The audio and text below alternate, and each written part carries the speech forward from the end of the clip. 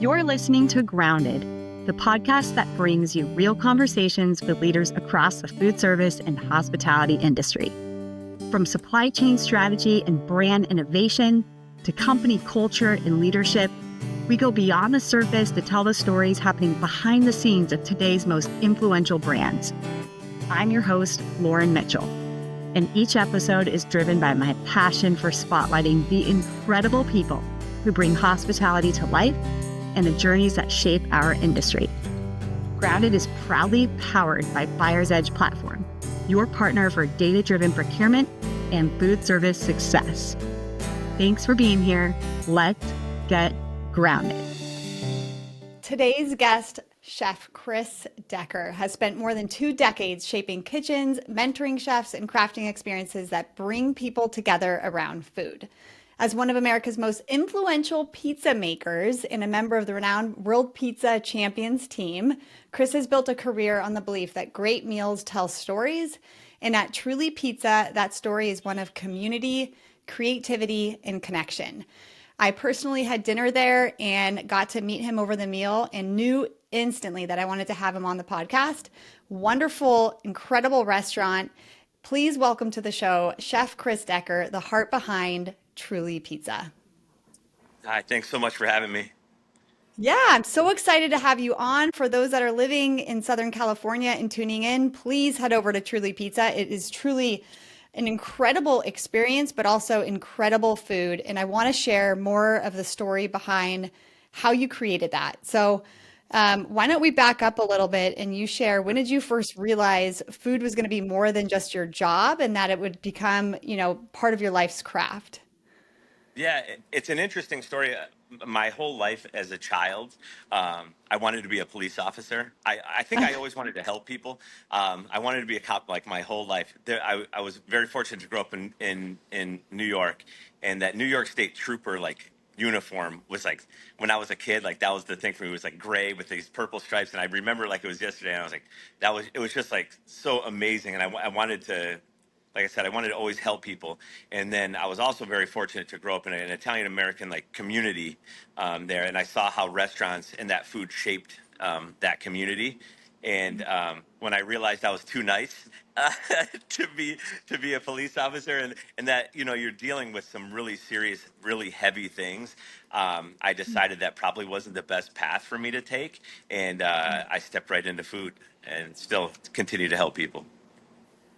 Absolutely incredible. How about the name Truly Pizza? It carries a lot of emotion. What does truly mean to you as far as the name for the restaurant and perhaps in the context of food? Yeah, so I mean, there's a couple of different ways that you can look at it, I guess. I mean, the real story, the funny story is when I was still in Las Vegas, and Donna, our partner in Laguna and in Dana Point, she was still living here and I was still in Las Vegas. We were talking about names for the restaurant and going back and forth on what it could be. And I was like, well, what if we named it like a love story, like from pizza, like it would be yours truly, comma, pizza. And she's like, "Are you kidding me?" I'm like, "No, what do you mean?" And she had written a story about her life, and her character's name in that story was Truly. So that's how Oh, wow. that all happened. But I mean, it is a love story to pizza, this restaurant, and everything that we pour into it. So I mean, it still has that thing. We knocked off the yours and just made it Truly Pizza, but this restaurant is solely about our love for pizza and the pizza and how it affects this community. Very cool. We'll get into some of the actual pizza designs that you've put together there, Yeah. but why don't you talk to us a little bit about your experience in Las Vegas and then what made you take the leap to start this in California? Yeah, so I ended up in Las Vegas in the mid 90s. I went to UNLV. My first summer there, I didn't want to go back to New York. I was like, oh, let me stay here. It was so amazing. Like, what a difference between upstate New York and Las Vegas. I was like, and I was 21 years old at the time. So I was like, okay, this is where I need to be. I made pizzas in New York for about a year or two. I was making like drunk college kid pizza. I grew up in Binghamton, which is a college town. So I worked Thursday, Friday, Saturday night from at 9 at night till 5 in the morning, like serving like drunk college kids. But I saw Hmm. like the joy that it brought to them. Like Oh, we were like another place for them to go. Like, yeah, they were bar hopping, but they'd always end up with us. And I was yeah. like, it was just such a special thing. And they would have us put a really funny story. They would have us put cold mozzarella on top of the slices so they could eat them faster, so it wouldn't burn the roof of their mouth. Like so they would, it was like all these like crazy things that like college kids do. But I ended up going to UNLV, and that first summer I didn't want to go home. And back then you looked in the paper for a job, and Metro Pizza was hiring, and I was like, oh, I'd asked around, and that was like the pizzeria in Las Vegas at the time. So I applied that afternoon, and then I started that night, and then I worked there for 27 years. I never left. I fell in love with that family that started that business and Wow. their whole philosophy. And I saw really how pizza, it really reminded me of home, how it was built a community. Like the community really rallied around this pizzeria at that time. And um, the owner, John Arena, he stretched, I topped, and his dad worked the oven. And like that dynamic was really like appealing to me. I just loved it, and I loved what they were doing. They were very progressive. They did this thing. Yes, it was a New York style pizzeria, but it was Metro Pizza, Metropolitan Pizza, because everyone in Las Vegas is from somewhere else. Mm. There was no one really. There's no Las Vegas style pizza. So there's people from Chicago. There's people from New York. There's people from St. Louis, and we had all of those different styles. And I was at that point in time when you think back, like in the '80s, like that was very progressive for them to do something like that. And now it's there's millions of styles of pizzas all over the place, and everyone does it. But at that time, they were the first ones doing that, and it was just a really cool time. And then I realized that I could make a life doing that and still like doing something I love and working with my hands, which I thought was really important. Everything's so mechanical and everything these days. I was like, it's still something that has to be handmade. You can really tell when it's not, and I thought that Yeah. that was really important. So those were the stepping stones and how I got here. Yeah. Ultimately, going back, sorry, Donna worked for John also in 1980 when she was in high school, and they had a friendship all of these years. Um, Mm. and she wanted to open a pizzeria with her husband Steve down here. They wanted to build a community also, and she's like, "Well, I know somebody." She called John. We got in touch. We came down here. We visited a few spots, and we ultimately decided on this one on Del Prado that you came to in the Lantern District in Dana Point. And we were like, "Yeah, this is a cool spot. It's a cool street." This was before we knew anything was going to happen at the harbor, which I'm sure you're aware of, like that whole redevelopment that's going on down there. And Yeah. I think we just got in at the right time, and the community Yeah. really rallied around us from day one. It's been really great. Yeah, I used to live in Southern California. I don't anymore. So I traveled in for this particular dinner. And the minute I walked into the restaurant, you just got a sense of, well, community is the obvious one, but just the energy, the buzzing in there, the beautiful decor. It was so lighthearted, the lighting, everything. It was an incredible energy. And then our server was so passionate about every part of what we ordered, in addition to bringing so many things that we did not order because he couldn't have us leave without trying this or that. I mean, again, the Yeah. passion was really reinforced in the experience. So maybe just talk about some of those details that exists there if, for someone that hasn't been yet, but also just goes beyond, like, again, unreasonable hospitality, just really making the experience of dining out with people an Yeah. elevated experience. Yeah, also going back, growing up in Las Vegas, that's where adulthood, that's where I grew up, and seeing like it's a really hospitality driven town, and at that time it was all about the customer. Everything was about them, and I kind of grew up that way. And I was like, when we came down here to visit and scout locations, we kind of noticed that a lot of that hospitality was lacking. Not in the hotels per se, with the Waldorf being closed and the Ritz, like they have that covered, but in the restaurant realm in and around this area, there just wasn't anything like welcoming and warm. And I Hmm. think first and foremost, you got to love people.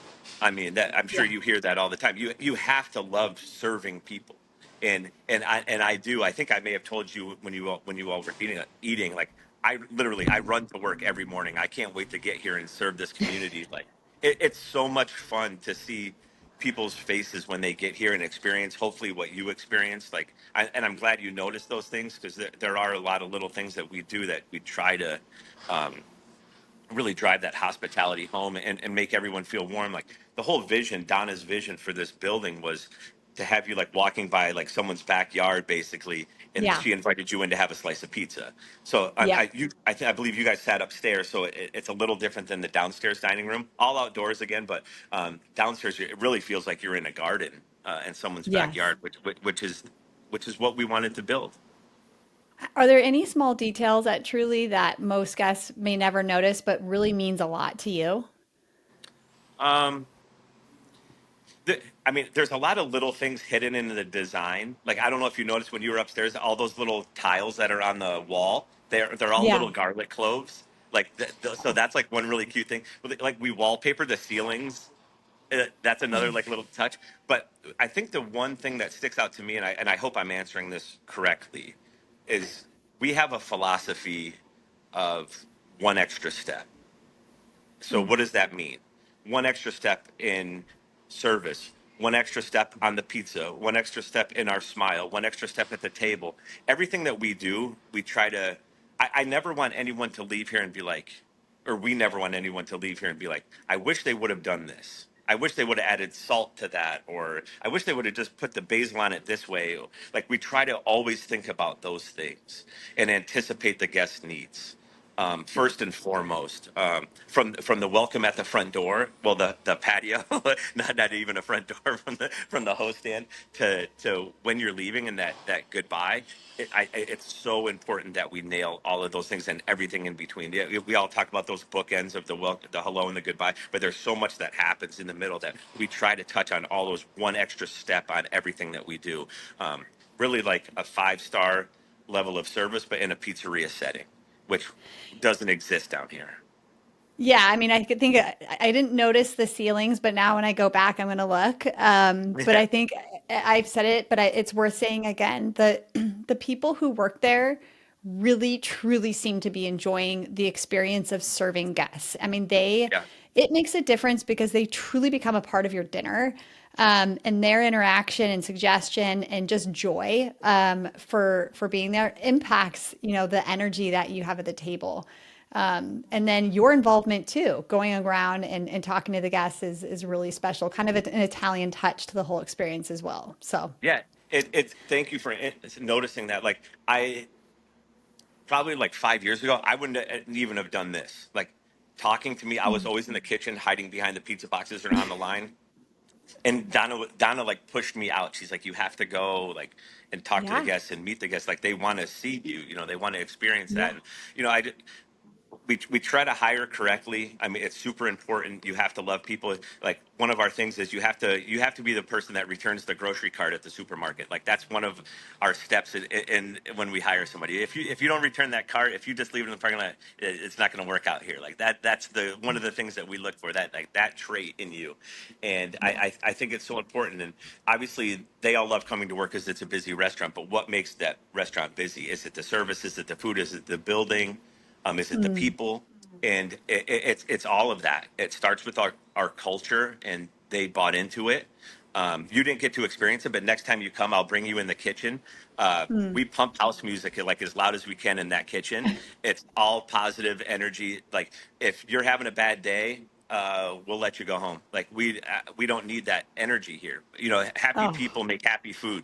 Everyone goes through things, but you're coming here to forget about whatever you got going on and let's have some fun. That's yeah. that's what it's all about. I don't want anyone to be like, oh, I got to go to work today. That's the worst Yeah. feeling in the world. You know? Chefs are such a different personality, and you're the very first one that I've had on, and I want to talk a little bit about the creativity piece. When I've Sure. worked with chefs in the past, it is backdoor into their kitchen space, and just as you mentioned, they're very introverted, very creative personalities, but they're very used to their space in the kitchen, which is dark, loud music in the back of a restaurant, completely removed at times from the guest front of house space. And then you have some of these personalities, just again, depending that really do jump the line and go out and experience how the restaurant is feeling. But there's a lot to that space that you're talking about when you're cooking. It's sweaty, it's hot back there. How do you continue to generate creativity towards ingredients in the menu line? Is it with the community of chefs outside of your restaurant? Like, how do you stay engaged with the innovation side? Um, well, I think that all starts going back to Las Vegas, and um, that town is such a culinary town. There's so many great restaurants there, on strip and off strip, and luckily, all of those chefs that cook on and off strip all love pizza. So we had a, Mm. a really tight knit community there. I love to go out to eat. I love the restaurant business. I love the feeling of being in a restaurant. I've always been fascinated by it, and they all loved pizza. So I had Mm. a really great connection with so many great chefs, amazing chefs, in Las Vegas, and they showed me. I would study them basically and see how they put these dishes together. And I'm like, well, we can do the same thing with pizza. It's to coin one of John's famous phrases, pizza is just an edible canvas. You can do anything you want Mm. with it. I'm not one of those people that's like, don't put pineapple on it or don't put ranch or anything. You can do whatever you want. As long as you buy it from us, you can do whatever you want with it. But I think it's just so important. It's, it's bread and cheese. So how do you want to do it? And I think having a little bit of creativity, it goes a long way. I'm so inspired by everything that happens in California with different types of produce and just everything that's available here. Yeah. It's really amazing, and I love bright colors. We use flowers in a lot of our stuff, not necessarily just because we have to, but to add something to it, or just petals from something. Like I think taking bits and pieces of things and breaking them down and adding to the menu are super fun. Like I study food, I study chefs, and I want to bring that same type of fine dining to pizza to that plate. Do you ever watch Chef's Table? Of course, I do. Funny story. I actually got to run into David Gelb 2 weeks ago at ChefCon in LA, and he ate our pizza, and I was like freaking out because Yes. he was talking to me and like eating the pizza, and it was just amazing to Wow. experience that. It was really good. Wow. That whole day was amazing. Like Drew Nepront came and ate the pizza. Like it was crazy. Like I was like freaking out because I'm like, I'm just a pizza maker. You know what I mean? Like I'm Oh my just gosh. They and like came and visited your restaurant or you bumped into them? I didn't even know we had this. there was the chef convention in LA called LA Chef Con. So Okay.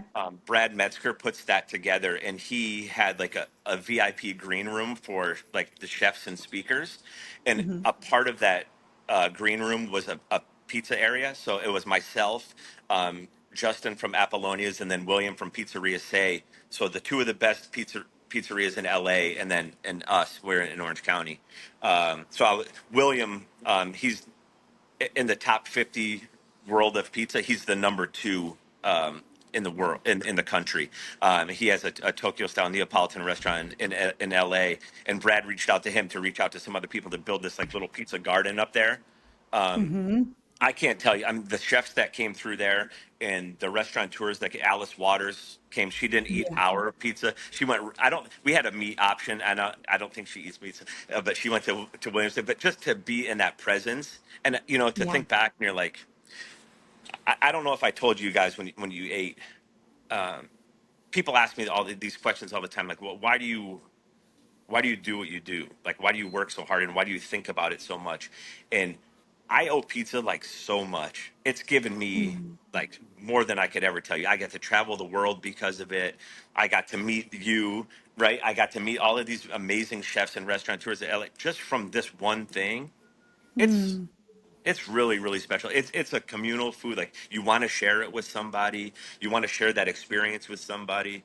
It's Yeah. I tell you, like it's just been an amazing ride. If you really focus on something, and like I think I may have told you, this is my 30th year making pizza, and we finally like it feels like we're getting some recognition. Like there's just no quit, and there's like something we believed in and we wanted to do, and Yeah. it's all working. It's aligning. It feels amazing. It is really impressive. Orange County is a very saturated market already with restaurants Mhm. and hotels, and the fact that you guys came in and nailed it and have created such a presence and are already growing says a lot. But I love what you said there. You've been doing it for 30 years. This isn't something that you've experienced and ridden all along the way. It's all been momentum that you've built, and now you get to enjoy. And we'll talk a little bit about the top 100 pizza chef in the world. I want to understand more about that. That is so Yeah. impressive. But I asked about Chef's Table because if anyone who's listening wants to be inspired and not even may not even cook or practice with cooking.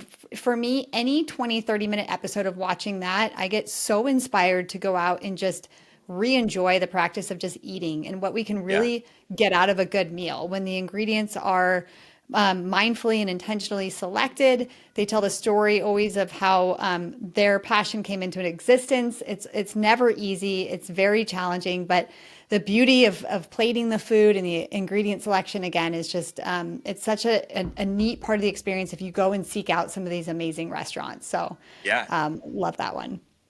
It's amazing to see, and when you think about that, I just saw something on Instagram the other day. They were interviewing this woman. I forget what her name was, and she's like, I would never be a chef. She's like, you're getting critiqued and criticized on every single dish that you put Oh out. yeah. Like, when you think about it, like it's crazy, and like we all read Yelp, and you get you're like, you take the good with the bad, and it's like it's very difficult. Like there's no Yelp for plumbers, right? There's no Yelp for like anything else. It's only like what we do, and it's like you try so hard and you put so much into something, and if someone it's not their thing, they trash it. And it's a Yeah. tough pill to swallow sometimes. You're putting yourself out there and you're putting yourself on a plate every single night, and you're hoping for the best.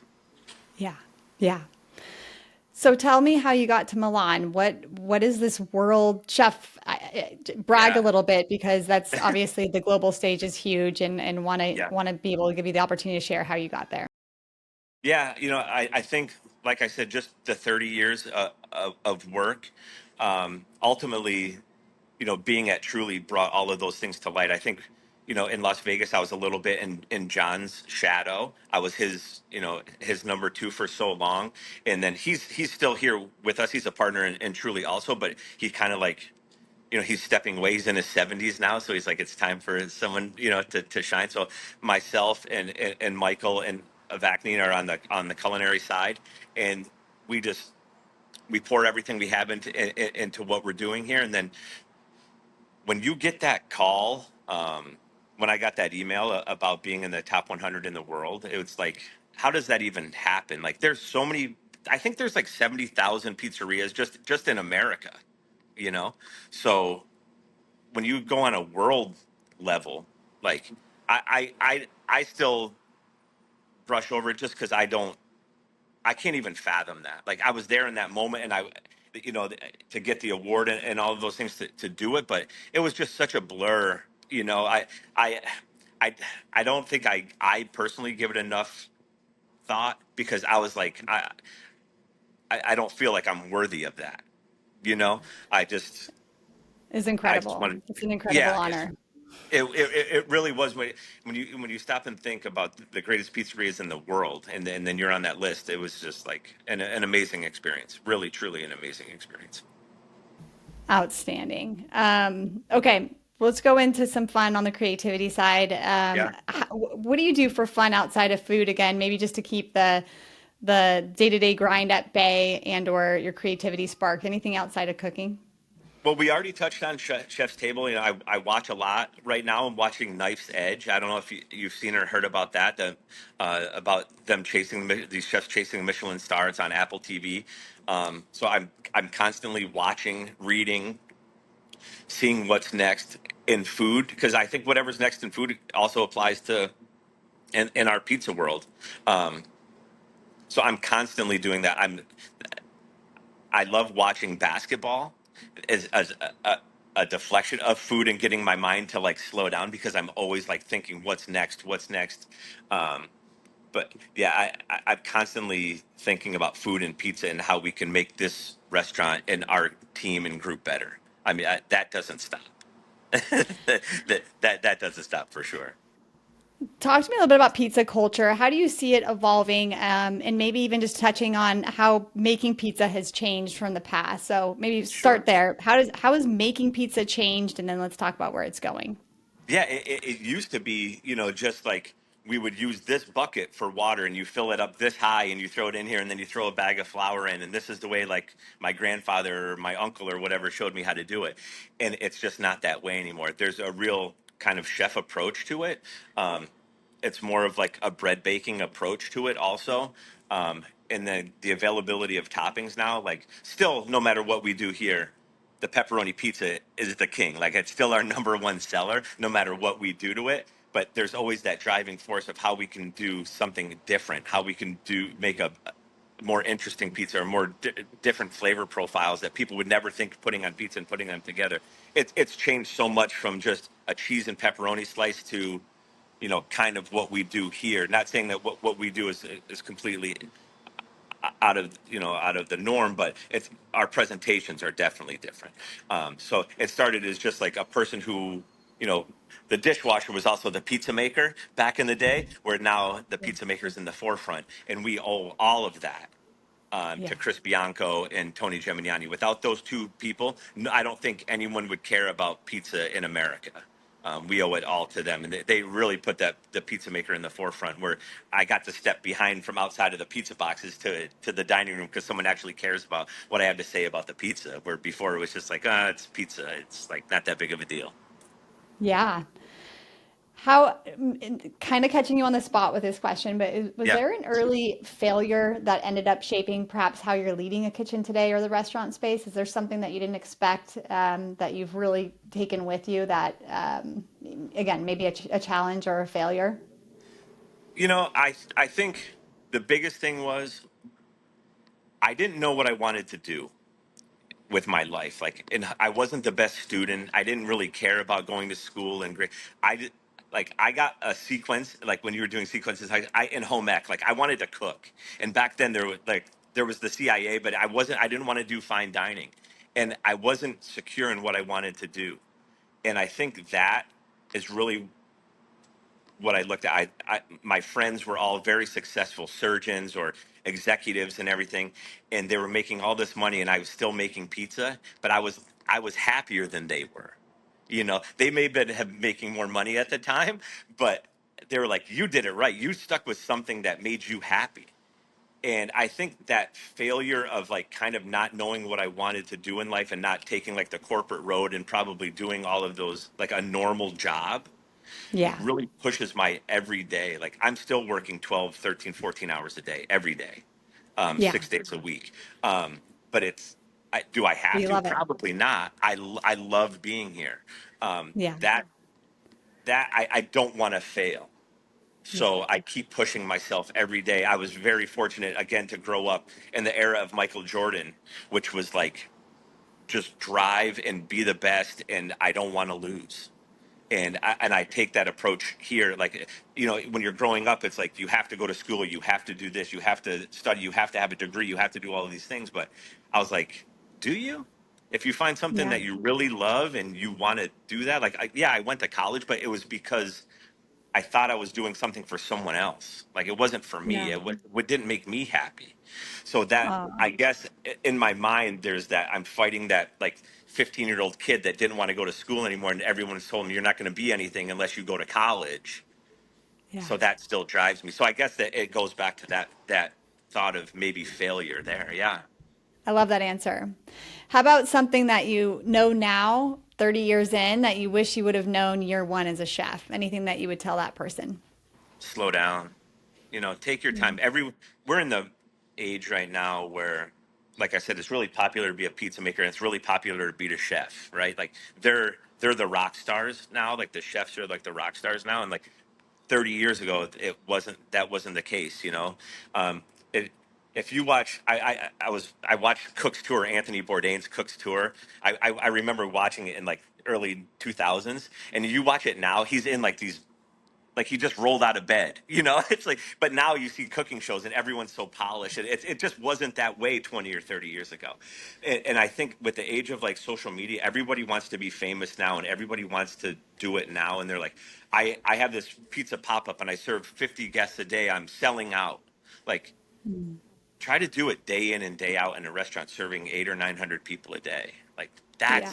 that's the thing. And so slow down and hone your craft and care about what people are saying and care about what people are doing. And you don't have to have 15 million followers right now. Like Yeah. start small and like don't try to do stuff you're not ready for. Like just pump the brakes. Everyone wants everything so fast. Like I said, this is my 30th year. Would I have Yeah. wanted this restaurant in my 20s so I would have had the energy to do it? Of course, but I wouldn't have been ready. I Sure. wasn't ready then. I'm ready now. And yeah, I'm a little slower, but I still have the drive in me and the passion. And I'm, like I said, I'm still working every day. And I think everyone just needs to take a breath and slow down, appreciate your surroundings, find out what it is exactly that you want to do, and then take off I instead of love like, that.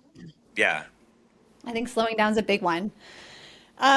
So I knew again the biggest compliment or reason driver that sent me to go eat there is as you know my little brother got married and his only wish when he communicated to me that here's the plan, here's the ceremony, and for dinner we're going to Truly. I'm like, gee yeah. whiz, I've heard about this place from you, but that really strikes it with an underline. Amazing. Yeah. So outside of that story, is there a story from a guest or a local neighbor that made you stop and think, okay, this is why we do it? Yeah, I mean, I'll be honest with you. My phone blows up everybody that I run into. They're like, "Oh, you work at Truly?" Like, I can never get in, and I give them my number, and I'm like, "Just call me. Like, I'll get you in." Like, it's such a blessing. I'll tell you every day. I mean, we're so lucky. Like to hear that story that you just said. Like, you don't even know how much that means. That people want to celebrate that type of day Yeah, here, and like with what we're yeah, doing. Like, we really, it's just such an amazing feeling because we had no idea. I don't know if you noticed that when you came in, there's these two little windows downstairs. We were just supposed to be, you'd walk up, place your order at the window, and you'd get like this number and you'd go sit down. Like originally, that was our thought. And like it evolved mm, into this amazing restaurant where we want to have these beautiful experiences here. Like when you yeah, think of even that was 3 years ago that we thought that was the direction it was going to go into. To have it where it is now, to be in this top 50 thing, to have weddings and birthdays and all these people that want to celebrate all of these really amazing, important life moments here. Like yeah. it's That's it's pretty it's an cool. amazing experience. It really is. It's so beautiful. So we've got Truly and Dana Point. What's next, either for you as a creative or for the restaurant growth that you can share with our listeners, at least at this time? Yeah. So we're opening in Laguna Beach, Woo! early 2026. So close enough, but not too close where it's going to interfere with anything. That's really great. We have a gelateria opening up. So in the restaurant that we're at now in Dana Point, it's right next door. There's that little building right next door. I don't know if you saw that on that bottom floor. So you'll be able to eat your pizza here and then kind of scoot over to the next parking lot, and we're going to have coffee and gelato there. That's super exciting. Very, very Italian, Mm, which will be fun. And then we're opening in LA. Next summer. very cool. Yeah, Very so cool. we have three openings in 2026, which will be great. There's a team of us that are ready to go and keep spreading this love that we have for pizza around. So hopefully everyone comes to visit. It's got to be challenging opening new restaurants in Southern California and LA. What, Yeah. in your perspective, especially having experience in Las Vegas, has been, perhaps the most challenging part about doing that side of the business here in California? Yeah. I mean, labor is tough. It's extremely tough. We pay a little bit more here, just because we don't want people to be chasing that dollar. We Mm, really invest in our people, so we're paying more than everyone else hourly here, because we want them to stay. If you fit this culture, and let's build together. Um, mm, so labor is first and foremost. We own this building, so we don't have to really worry about rent here. We just pay a mortgage back. So that makes it easy for us. We're very, very, very extremely lucky in that. But moving forward, we'll be leasing some spaces, so that's going to be challenging. But you find really great places, and then you do what you do, and you hope everything works out. At this point, we don't have anything to lose. Like I said, I'm 30 years in, so I'm just going to give it all I have for this final push, and, there you and go. just and give it all we have. It's such a beautiful restaurant, and what they're all going to be beautiful in their own way and completely different, Mm. but with the same menu and the same drive and the same hospitality and the same love behind it. So I think we have a pretty good recipe. I hope. I think you do. How about looking at the restaurant hospitality space in terms of innovation, even technology? What do you think is the biggest opportunity for innovation in this space over the next 3 to 5 years, from your perspective? I mean, you see so many like robots and all these things even making pizza now, right? It's crazy. So I hope Yeah. we can still continue to make pizzas by hand. Innovations. There's so many. There's the International Pizza Expo every year in March in Las Vegas. It's the world's biggest pizza convention. Yeah. So every year there's something that blows me away that I see. All the online ordering is always something. We dabbled a little bit in AI here with answering the Mhm. phone. We get Yeah. inundated with so many phone calls, and we tried Yeah. to do that. It didn't really work out for us. Um, Mhm. so we'll see. We're old school in a way. I need that human connection anyway. Yeah. We're all doing that. We're like just operator, operator, operator. Like no one wants that. You want to have that connection with people. So it just didn't work out for us. Yeah. I'm always looking forward to the future and seeing what's next. But it's still keeping it with an old school vibe. So I Yeah. keep my eye on Yeah. it, but I want that old school hospitality. Yeah, I don't see you guys as an AI phone type of restaurant, but It it's didn't work. important to dabble with it. Like you said, you're inundated with calls. You want to be focusing on the guests that are there in the house. I think it's a problem that a lot of restaurant brands are trying to grapple with, and Yeah. but you need someone picking up the phone for those that are want to order from home or understand how to get in that night. So, Yeah, it's a challenge because there's only so many people that can answer the phone, and if you're talking on the phone, then the other line rings and the other line rings, and and you know how it goes. But yeah, so yeah, we tried it. It didn't work for us. But we're always have our eyes and ears open because you never know. yeah. You just never know. Well, I want to talk in final just about some of the pizzas that are on the menu. Really bring some of the food to life here. Maybe Yeah, just choose two or three dishes that are your personal favorites. What can one expect when they order off the menu? yeah. I think our wings are fantastic.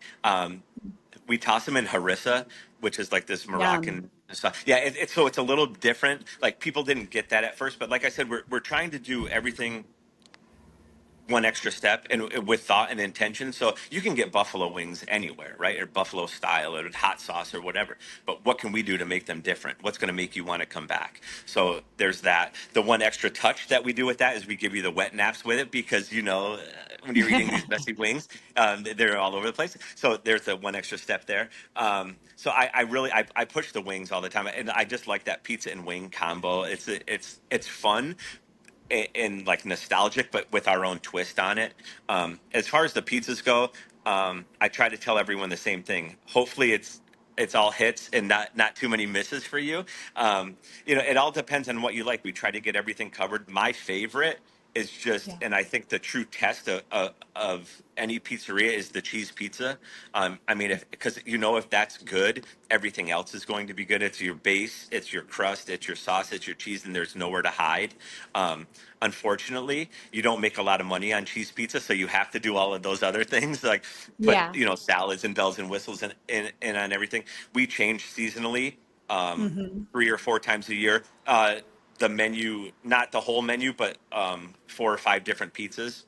And then also every week we have specials, at least a special one pizza, usually an appetizer, and then always an ice cream.